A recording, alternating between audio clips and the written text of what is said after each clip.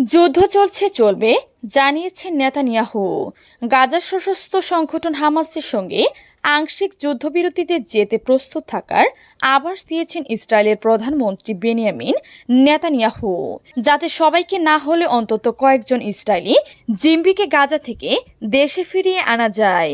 তবে গাজার যুদ্ধ অবসানের পথ সুগম করবে এমন কোনো চুক্তিতে যেতে তিনি এখনো রাজি নন। রোববার ইসরায়েলি টেলিভিশন স্টেশন চ্যানেল 14কে দেয়া সাক্ষাৎকারে নেতানিয়াহু বলেছেন, আমাদের লক্ষ্য জিম্বিদের ফিরিয়ে আনা এবং গাজায় হামাসের রাজস্ব নির্মূল করা। 8 মাসের বেশি সময় ধরে গাজা যুদ্ধ চলছে।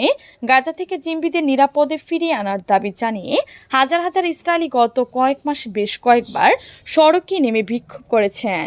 বিক্ষোভকারীদের মূল দাবি যে কোনো মূল্যে জিম্বিদের দ্রুত ফেরত আনা এবং দেশটিতে আগাম নির্বাচন। গত মাসে যুক্তরাষ্ট্রের প্রেসিডেন্ট জো বাইডেন গাজায় স্থায়ী যুদ্ধবিরতি নিয়ে আলোচনার পথ সুগম করার রূপরেখা প্রণয়ন করে 3 স্তরে 6 সপ্তাহের একটি যুদ্ধবিরতি চুক্তির প্রস্তাব করেন। সে সময় যুক্তরাষ্ট্রের কর্মকর্তারা বলেছেন, ইসরায়েলি তাদের যুদ্ধবিরতি প্রস্তাবে রাজি আছে, কিন্তু নেতানিয়াহু বা ইসরায়েলের কোনো কর্মকর্তা আনুষ্ঠানিকভাবে মার্কিন প্রস্তাবে রাজি থাকার বিষয়ে কিছু বলেননি। বরং তারা বারবার বলেছেন, হামাসকে গাজা থেকে নির্মূল না করা পর্যন্ত ইসরায়েলি অভিযান অব্যাহত থাকবে।